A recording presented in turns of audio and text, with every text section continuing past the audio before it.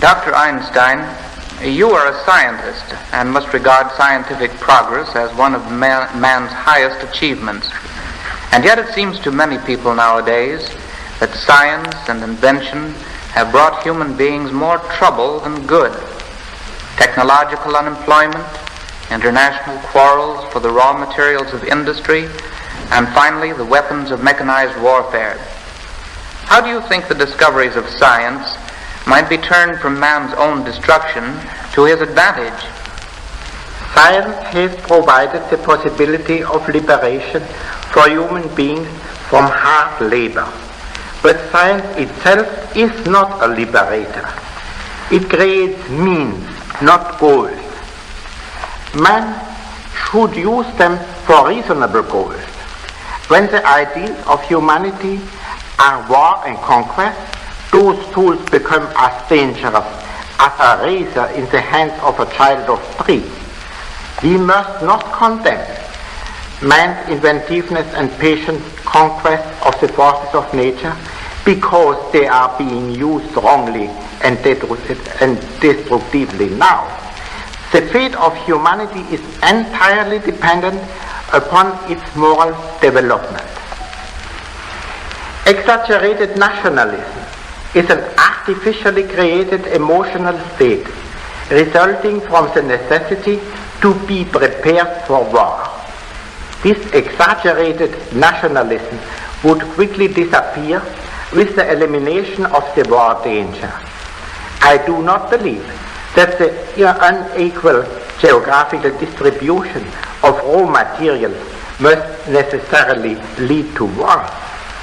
As long as a nation has access to the materials which are necessary for its development, it can very well prosper.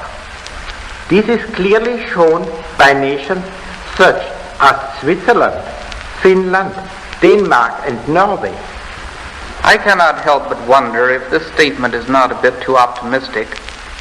Can one strive towards an international order founded on justice, while on the other side of the Atlantic brute force is strangling one democratic nation after the other? I am far from being optimistic. What I have told you is not a prophecy, but a statement of what must be done to prevent life on this earth from becoming unbearable. Everybody will agree that we are now farther removed from this goal than seemed to be the case 10 years ago. This setback could have been avoided if the democracies had then shown the same solidarity and readiness for sacrifice they have shown now in this hour of grave emergency.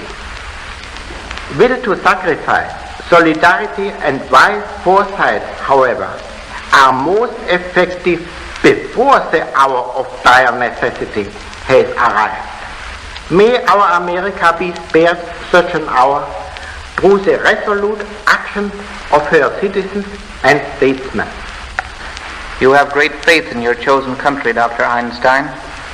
I hope we may be worthy of it through all our acts and decisions and attitudes during these trying times when emotions often deprive men of ability to see things clearly. I believe that most Americans act like Americans. By that I mean that they are innately just, tolerant, and reasonable. But a time of crisis tests the democratic qualities. For example, with 8 million naturalized Americans and 4 million aliens among us, we are challenged as a democracy to prove to ourselves and to the world that tolerance is not only an ideal, but a practical possession of all Americans.